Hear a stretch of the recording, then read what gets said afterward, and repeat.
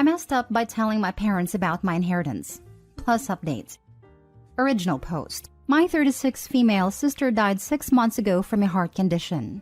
She practically raised me, so it's been difficult to deal with.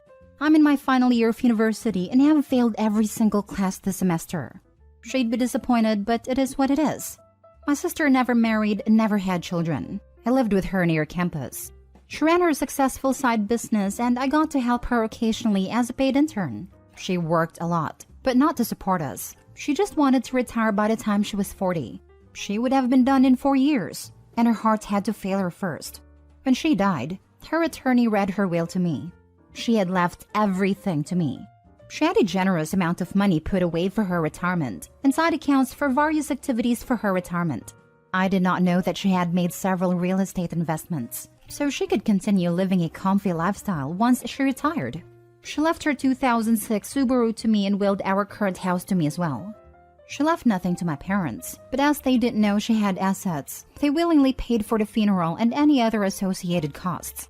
My sister was no contact with our parents, and I'm very low contact, and we are their only 2 children. At the funeral, my parents asked me how I was going to continue going to college without her money, as they thought she paid for them when I have student debt. I told them I'd continue to take out loans. They asked about my living arrangements and I shrugged. At the time, I didn't know all the details anyway. Well, 2 weeks ago, I found out my parents tried to sell my sister's house whilst I still lived there. They brought a realtor and toured our home and everything. It was all on the cameras set up in the home. When I called them and informed them I'd be calling the police, they explained the situation. I told them it's my home and it was willed to me. They couldn't sell it. They were very confused, so I told them to meet at my attorney's and set a time. Cue today, my attorney explained the will to my parents. My mother went white as a sheet, and my father was grumbling about suing me for his rightful money, plus the cost of the funeral. My mother began ugly sobbing, telling the attorney he was wrong. Her daughter would not leave the house to someone like me. The attorney cut the meeting short, and now we're preparing for the inevitable lawsuit coming my way. I just want to sleep and avoid all of this. Added to add, Mom is a stay-at-home mom, but the kind who spends her life at a country club, not the involved kind. Dad is a businessman and is typically on business trips for weeks at a time. They live, as they call it, lower upper class. Now for the top advice before reading the updates. Imagine losing your child and being mad about not getting money from it. Sounds like the type of parents to be left off the will to me. That and the fact that OP's sister raised her. OP, let them sue. They won't win. You now have the time and money to entertain them. They will just lose more money, and don't give them the money for the funeral until the lawsuit is over. You don't want them to think you feel guilty. When my mother-in-law died from cancer, her parents were mad that she left everything to her kids, and nothing to them. I don't have any children. My parents said just leave it to your sister. We don't need it. That's because your parents aren't monsters. Exactly. These parents are freaking monsters failing to hide in human skin. This is like the situation you see in shows, where the parents racked up so much debt that they sold their own kids into slavery to pay it off. Except it's real life. I hate people that only think about money when a loved one dies. That's all my wife's aunts and uncles cared about when her grandfather died. Apparently, they wanted this big house enough to start suing each other. I'm glad my wife's parents stayed out of the whole thing. I hope you have now changed the lock. I haven't yet, but you make a good point. I'll get on that today. Question: how did your parents have a key to her house when she has no contact with them? I gave them a key after she passed. Mistake on my part. Now for the first update. I didn't expect this to blow up, to be honest. Thank you everyone for the support. I've gotten to read almost all the comments and I feel a lot less anxious now. I did talk to my professors and 4 out of 6 of them gave me extensions. But the other 2 are being jerks about it. It's fine though. I did sign up for my school's grief group. I just got done changing all my locks too. Thanks to everyone who helped me with home stuff too. I'll be sure to watch the home insurance bill or get a financial advisor or something. My sister's degrees and mine are in the same field, so I'll be continuing her business too. And I'll need a real estate attorney to redo the leases on her other rentals, I guess. I don't know. It's overwhelming. Since this keeps coming up, I stupidly gave them a key a few months after she passed. I didn't know they'd even be trying this until after the fact. The will doesn't say anything about them, but I'm leaving it up to the attorney to figure everything out. I will be paying them regardless for the cost of funeral, celebration of life, etc. Father sent me a text apologizing. Said he wanted to sell the house because of the market right now but won't push me. We'll give more details at some point. Gonna see how this plays out first and I'll give an official update at some point. Second update. My father stated he will not challenge the will but warned us mother is still going to try. He said to my attorney, not me, that despite his efforts to convince her, she is saying mental health issues will prevent OP from doing what needs to be done. My sister's best friend Amy was looped in since mother would be challenging the will, which she is a part of. She's been amazing, and I'm very happy she's around. She used to live with my sister and I, but left when she died. Not because I wanted her to. She said it was hard being in our home, but she decided to come back after all of this. I told my attorney since my sister had money set aside for a funeral anyway, I should offer to at minimum pay them back. They, Amy and attorney, both agreed it'd be a good idea so my parents won't have a leg to stand on in court. Attorney has another meeting scheduled with my father on Friday/Monday, depending on his availability. Things are going fast, and I didn't expect them to go this fast. It's like my head is spinning. As for school, had a meeting with the dean and my academic advisor. Finals are next week, so they thankfully moved it up.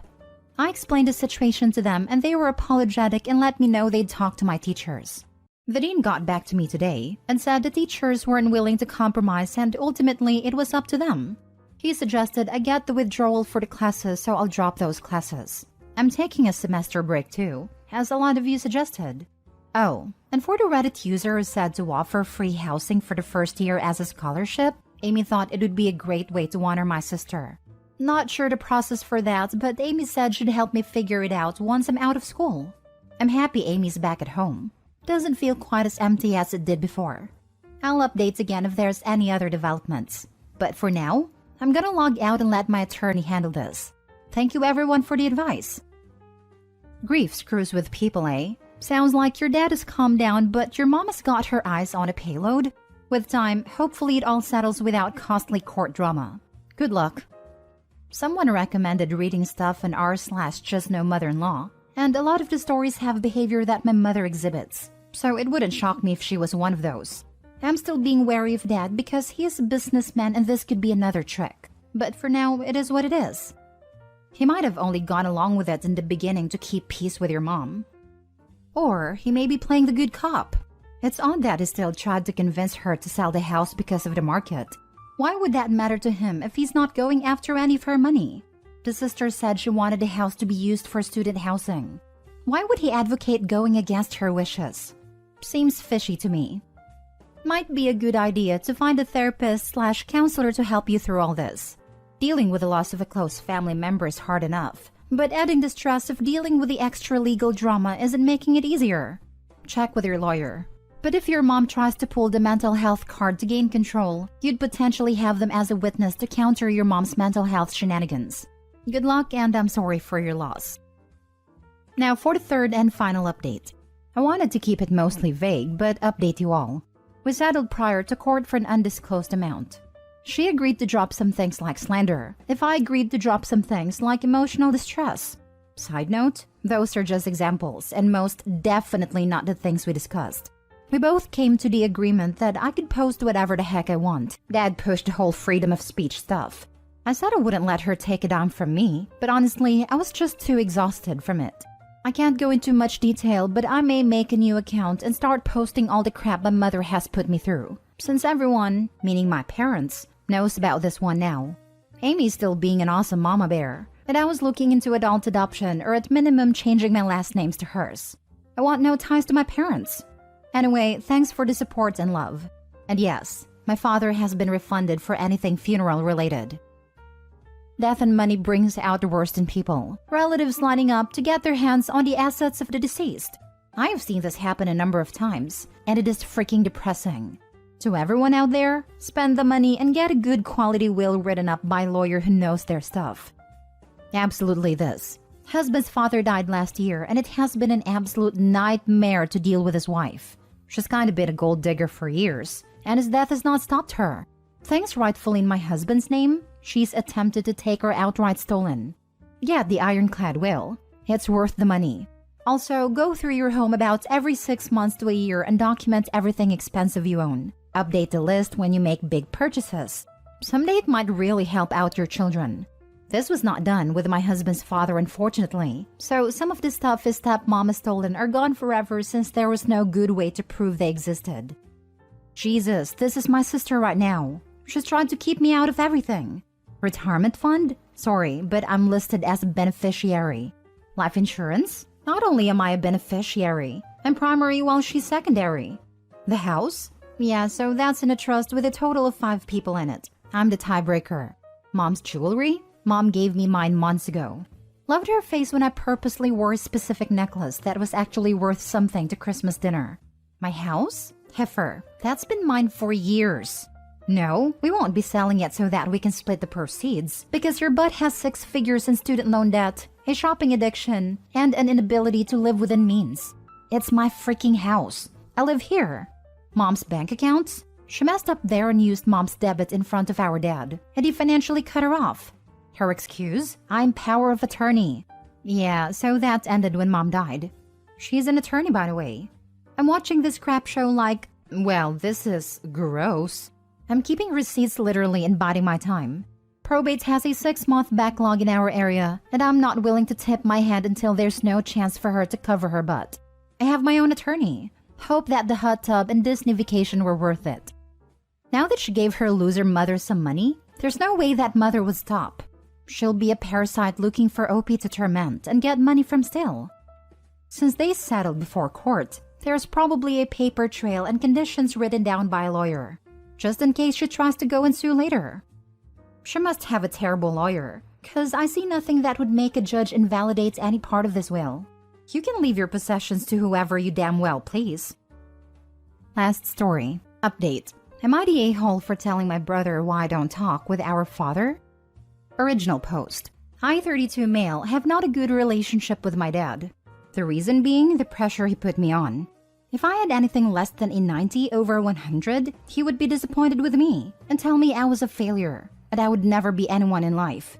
I still remember he and my mom, 59 female, fighting. She always defended me saying I was doing my best, but he would always scream that my best wasn't enough.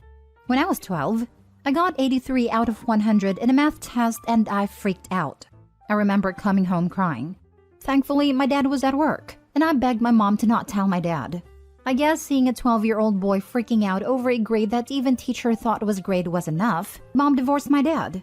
I believe that was the moment he understood he screwed up and tried to apologize. My mom always wanted me to have a good relationship with my dad, and I would stay with him 1 weekend a month. At 16, he had my brother with my stepmom, and I had to watch the same man call me a failure be the best dad to my brother. Then at 18, I cut my dad and his family off, with the exception of my grandparents and my uncle.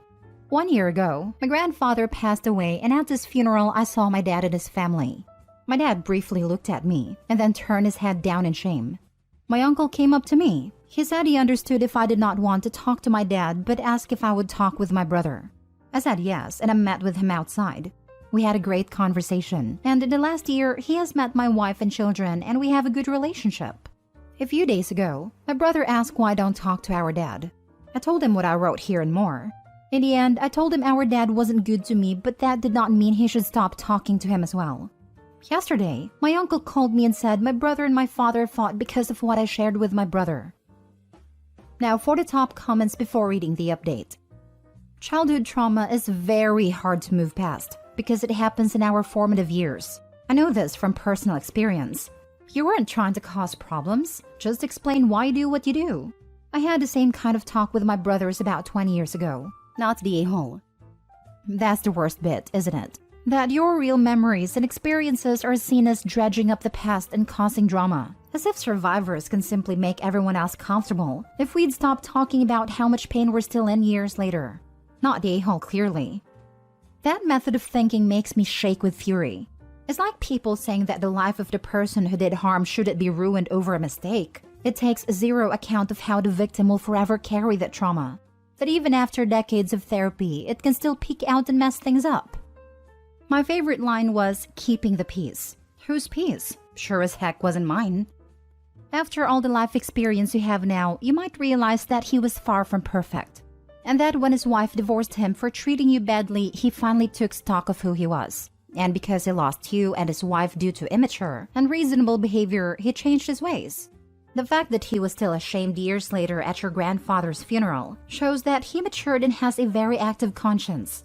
What do you want from him? Do you think that your intransigence is similar to his when he was hard on you? Because of you, he became a good father to his other son. You might think about forgiveness and forging a relationship with him. I just can't. I was in therapy for 10 years, and every time I was with him, I was nervous he would scream at me. I am way better now mentally now that I've cut him off. I am happy he was able to be a good dad to my brother. I just can't be with him. Now for the update. So a few people have advised me to talk with my father and reconnect with him. I won't do that. It's hard to explain. Although I don't hate him, the trauma is too much for me to handle. I talked with my brother. He told me he fought with our dad because he believed what our father did to me was unforgivable, and he now blames our father for never having a brother. I told him that I will always going to be his brother no matter what, and that our father has learned from his mistakes. My brother asked then why I didn't forgive him, and I told him what I wrote here. They are talking again, so overall this went better than what I expected.